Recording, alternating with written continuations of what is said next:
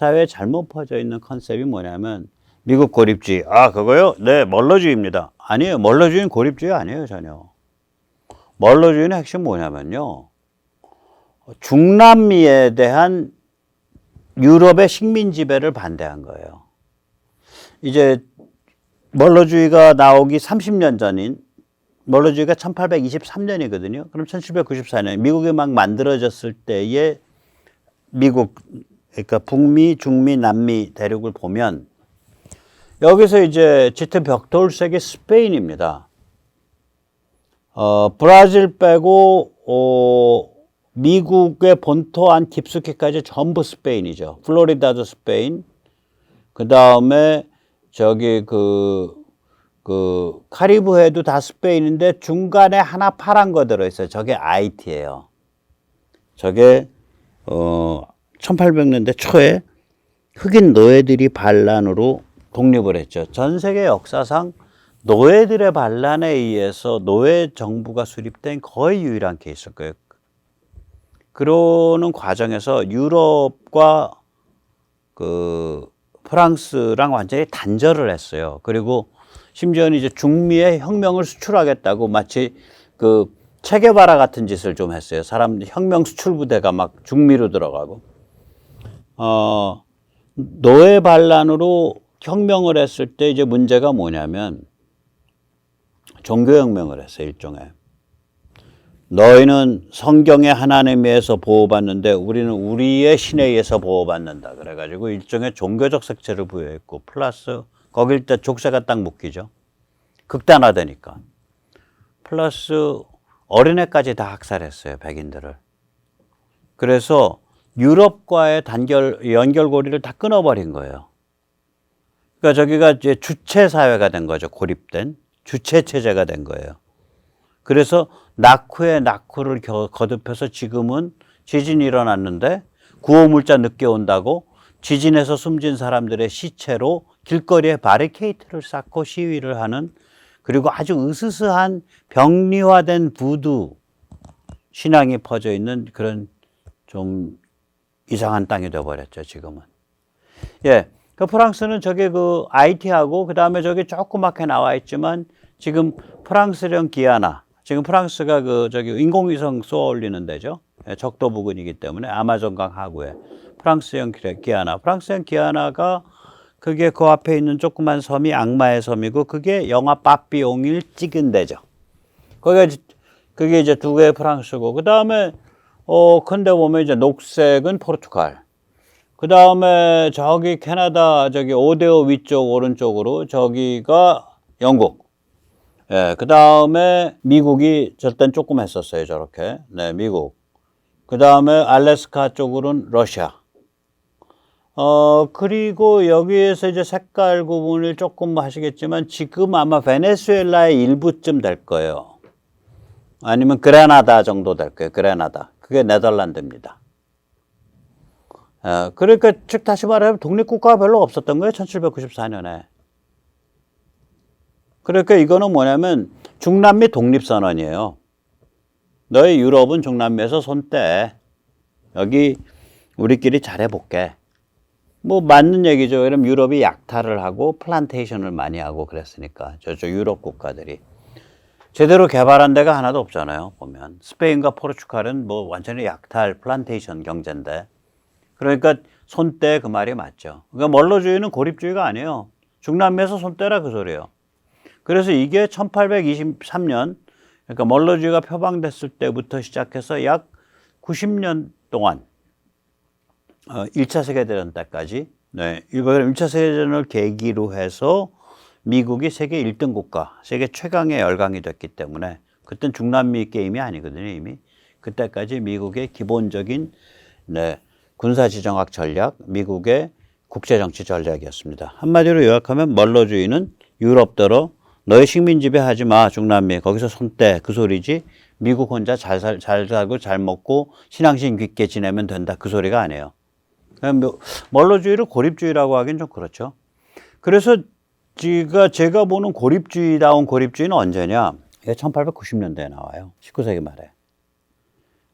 그리고 처음부터 나올 때부터 이건 도덕적 보수주의, 백인 기독교 신앙 공동체 이것과 밀접한 관계가 있어요.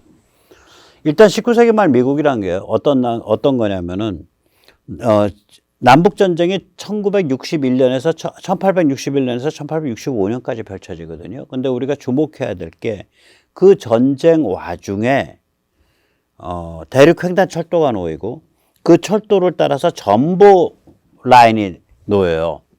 그러니까 대륙국가가 된 거예요. 전쟁 와중에. 남북전쟁 때. 그러니까 남북전쟁이 그게 굉장히 그 함의가 큰 전쟁이죠. 그러고 나서는 남북전쟁 이후로, 그러니까 1865년 이후로 미국의 이제 산업혁명이라보다 산업화가 이제 굉장히 고도화되면서 그 당시 미국이 뭐냐면요. 일본 같다고 생각하시면 돼요. 그러니까 염가에 싸지만 튼튼한 물건을 만들어서 또 농산물도 하고 임원물도 하고 그걸 대량 유럽으로 수출하는 나라. 그게 19세기 말 미국이에요. 그리고 그때가 되면 이미 대륙국가가 돼요. 그러니까 동쪽 해안에서부터 대서양 해안에서부터 태평양 해안까지 다 통하는, 그리고 굉장히 강력한 연방국가가 되고 관료제도가 굉장히 커져요. 연방 공무원 사이즈가 커지고. 그래서 그러니까 우리가 아는 그런 사람들, 록커펠러, 뭐 카네기, 그다음에 우리 독립운동 때 엄청난 돈을 질러줬던 워너메이커, 이런 사람들이 다 19세기 말에 떼돈 번 사람들이에요. 19세기 말 20세기 초에. 그래서 이 사람들이 결국은 산업경제가 이 시기에 급속도로 발전하고 세계 최강으로 발전해요. 도시화도 급진전하고 연방정부와 관료제도가 강화되고, 즉 미국을 특징지어왔던 동네 민주주의, 동네 공동체, 농촌, 그러니까 반농반도, 소규모 도시, 농촌, 이게 다 그때, 그러니까 존재는 계속하죠. 지금도 존재하니까.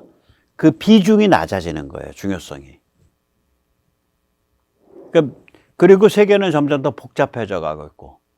자, 이런 상태에서 빵! 하고 튀어나오는데 이게 뭐냐면 불개입주의예요. 기본적으로.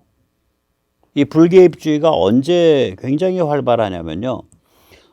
세계 제1차 대전이 터지는 1914년에서 진주만 공습이 일어난 1941년까지 약 30년 동안 굉장히 활발해요. 이 레시피가 어떻게 되냐면 트럼프가 사용한 거랑 똑같습니다. 강력한 도덕적 보수주의 기독교 기반이에요. 일단. 그리고 트럼프도 파퓰리즘이잖아요. 보통 사람들. 그러면 이러한 레시피를 가진 운동이 1890년경부터 확 올라오는 거예요. 이걸 대표한 인물이 민주당의 거인 윌리엄 브라이언입니다. 이 사진에 나오는 아저씨입니다. 이게 저는 그래서 이 사람을 실제적으로 미국의 불개입주의, 고립주의의 사실 정신적인 태두고 교과서다라고 봐요.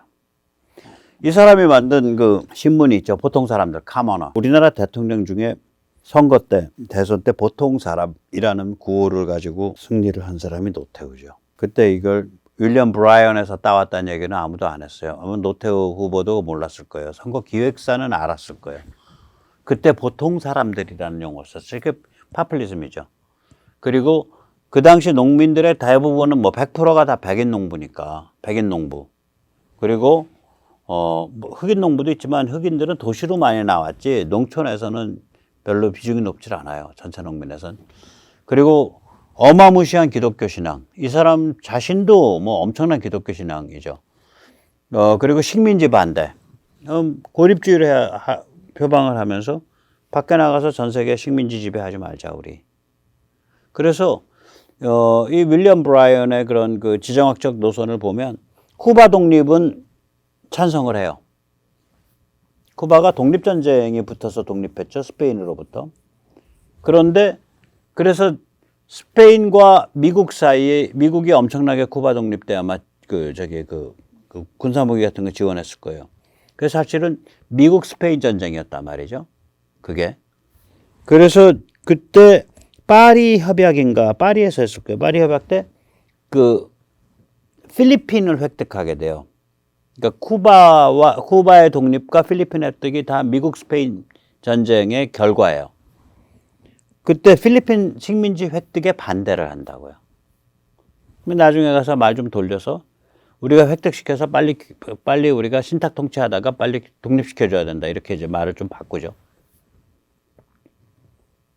저런 레시피예요. 식민지에 반대하고, 백인 농부 중심, 그 다음에 기독교 신앙 중심, 보통 사람들. 자, 트럼프, 보통 사람들. 그 다음에 백인들, 그 러스트벨트의 백인들. 트럼프의 제일 열렬한 지지자가 백인 남성 고졸 노동자잖아요. 그걸 그러니까 130년 전에 저기 어디야 이 윌리엄 브라이언의 백인 농부를 21세기 초에 미국 사회로 옮기면 그게 고졸 백인 노동자. 근데 130년 전에 미국 농부의 지위가 급격히 하락해 가거든요. 마찬가지로 미국 노동자 역시 백인 노동자 역시 고졸 백인 노동자 역시 러스트벨트 녹슬은 지역, 그러니까 미국 제조업 기반 다 작살난 급격히 사회적 지위가 하락해 가죠. 똑같은 거예요. 구조가. 그래서 기독교 신앙 아까 바이블 들고 성경 들고 얘기할 똑같아요. 구조가 똑같아요. 그래서 이 사람을 저는 고립주의의 그걸 보는데 이 사람 그래도 제 신조가 있는 사람이에요. 그냥 막무가 좀 뭐라 그럴까 막가파가 아니에요. 그냥 상스럽질 않아요. 자기 원칙에 충실해요. 이제 민주당 내에 워낙 영향력이 강하니까 2012년 11월 선거에서 이겨가지고 1912년 11월 선거에서 이겨서 1913년 1월 달부터 근무를 한 우드로 윌슨이 이제 민주당의 워낙 거물이니까 이 사람을 국무장관으로 앉혀요. 1913년부터. 그런데 1915년에 제1차 세계대전이 1914년에 발발하잖아요. 미국은 17년까지 끼질 않아요. 근데 1915년에 독일 잠수함이 영국으로 가는 미국 상선, 화물선을 격침시키는 사건이 들어요. 그래서 우드로 윌슨이 독일한테 항의를 하는데 그 항의한 서한의 항의문의 행간은 너희 이 짓 하면 미국이 참전할 수밖에 없어 라는 메시지가 들어있어요. 그 행간에. 그러한 미국 독일 사이의 전운이 감도니까 국무장관을 사임을 하죠. 요거 비슷한 일이 얼마 전에 있죠. 지금도 웬디 셔먼 지금 나 그 여자 언제 그만두나 했거든요. 미국 국무부장관이죠. 이 사람이 지금 육자회담 구조 클린턴 이후로의 미국 북핵을 다루는 방식을 총괄 감독한 사람이에요. 총괄 기획하고. 이 사람이 이란에 대한 JCPOA, 그러니까 말도 안 되는 들어먹지도 않는 이란 핵 협정을 주도한 사람이에요. 지금 이렇게 중러북을 딱 이렇게 하나에 몰아붙이고 있는 상황과 전혀 안 맞아. 지금 미국 국무부가 나가는 상황하고. 그래서 저 양반 언제 그만두나. 원로는 원로죠. 나이 많죠. 클린턴 때부터 했으니까. 근데 또 직업 외교관 출신도 아니에요. 시민운동판 출신, 좌파 출신이에요. 그러니까 좌파스러운 관점에서 미국의 군사지정학 게임 풀어가지고 내 똥 조져놓은 사람이에요. 이 웬디 셔먼이요. 언제 그만두나 했더니 결국 그만두더라고요. 엊그저께 그만뒀죠. 웬디 셔먼. 안 맞는 사람이죠. 똑같은 경우예요. 이 윌리엄 브라이언도 이런 고립주의 노선하고 지금 세계제 1차 대전에 미국의 참전이 다가오고 있는 상황하고 안 맞는 거죠. 웬디 셔먼은 자의반타에만 그만둔 것 같고 윌리엄 브라이언은 자기가 안 맞는다고 생각해서 스스로 명확하게 그만둬요. 그만두고 자기의 노선에 따른 마지막까지 일을 하는데 맨 마지막에 이 사람 업적이 뭐냐면 테네시에 가서 테네시 법률에 뭐가 있냐면요. 거기 테네시가 무슨 주인가? 예, 거기에 그 학교에서 진화론을 가르치면 처벌하는 법이 있었어요, 그 당시에. 그런데 그 학교 선생님이 진화론을 가르쳐다 가지고 기소당하는 상태인데 검사 측 변호사로 일을 했어요. 이 사람은 진화론 반대하고 아무튼 어마무시한 복음주의 기독교, 에반젤리칸 크리스찬이에요. 고지곳대로 복음주의 기독인이에요. 그래서 이 사람에 대한 평은 많은데 예를 들면 이 사람을 보고 새로운 십계명을 만든 민주당 모세스 이렇게도 표현을 해요. 그러니까 비꼬아서 하는 거죠. 그 당시에 만평입니다. 모세 옷 복장하고 십계명이라고 자기 윌리엄 브라이언이 만든 쓴 십계명이라고 뭐 들고 있다고 이렇게 이제 비아냥거리는 논평도 많고요. 그것보다도 고립주의 선교사, 그러니까 그 missionary isolationist라고 불러요. 그러니까 기독신앙의 바탕을 해서 그러니까 도덕적 보수주의의 바탕이죠. 기독신앙과 도덕적 보수주의를 아주 뿌리 깊게 깔고 거기서 고립주의를 주장한 사람이에요. 대중노선, 파퓰리즘을 주장하고 백인 농부 중심을 주장하고. 예, 이 사람이 참 글을 굉장히 잘 쓰는 사람이에요. 원래 이제 아주 그 변호사 출신이죠. 네브라스카 출신의 변호사인데 이 사람 글은 얼마나 이거 유명한 글입니다. Cross of Gold, 그러니까 황금 십자가라는 글에 나오는 구절인데 이런 구절들이 있어요. 그 당시에 이제 미국이 금 본위제를 고집을 했는데 금 공급이 딸리니까 통화 공급량이 경제 성장을 못 따라가는 거예요. 그러니까 가격이 화폐의 가치가 높아지면서 상품의 가치가 떨어져 디플레이션이 일어나는 거예요. 금 본위제 때문에. 그러니까 농민들이 예를 들어서 뭐 밀 100kg에 뭐 작년에 뭐 3불 받고 팔았는데 올해 2불밖에 못 받아. 그러니까 디플레이션이라는 거예요. 농민들이 망해 나가. 그래서 은을 사용하는 거를 강력하게 주장을 하죠. 그 문제는 언제 해결됐냐면 미국이 그 캐나다 유콘에서 그 대규모 금광이 발견돼요. 19세기 말에. 그러면서 이 문제가 유야무야 해결되는데 그때 이 사람이 쓴 유명한 그 에세이가 있습니다. Cross of Gold. 그러니까 황금 십자가라는데 황금으로 만든 십자가. 이런 내용이에요.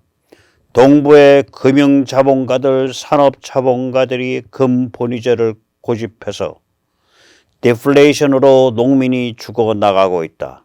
이제 금은 인류를 못 박아 죽이는 십자가가 됐다. 글 참 잘 쓰는 사람이에요. 19세기 말 20세기 초에 제일 파워풀한 연설을 하고 제일 호소력 강한 글을 쓰는 사람 중에 하나로 꼽힙니다. 정치적인 글, 정치적인 연설에서. 그 다음에 Destroy Farms라는 그런 짧은 글이 있는데 뭐냐면 도시를 파괴하면 얼마 지나지 않아 다시 만들어지지만 농촌을 파괴하면 국가가 붕괴합니다. 그러니까 그 미국의 급속한 사회 변화에 의해서 이 내몰리는 백인, 농부, 기독교 신앙이 강한 서민층, 보통 사람들, 그런 사람들의 그 도덕적인 열정 이런 거를 중심으로 그걸 표바트로 삼아서 그 사람들의 관점을 대변하는 정치를 한 거예요. 제가 그래서 윌리엄 그 브라이언을 실제적 고립주의의 태도로 보는 거예요. 물론 아니고. 자, 그래서 이제 미국이 이런 고립주의가 미국에서 군데군데 계속 있죠. 그러나 기본적으로는 1945년에 샌프란시스코 글로벌리즘이 들어온 이후로는 사실 이런 고립주의를 더 이상 할 수가 없죠. 이미 글로벌리즘 사회인데 세계가 하나로 엮이는 세상인데.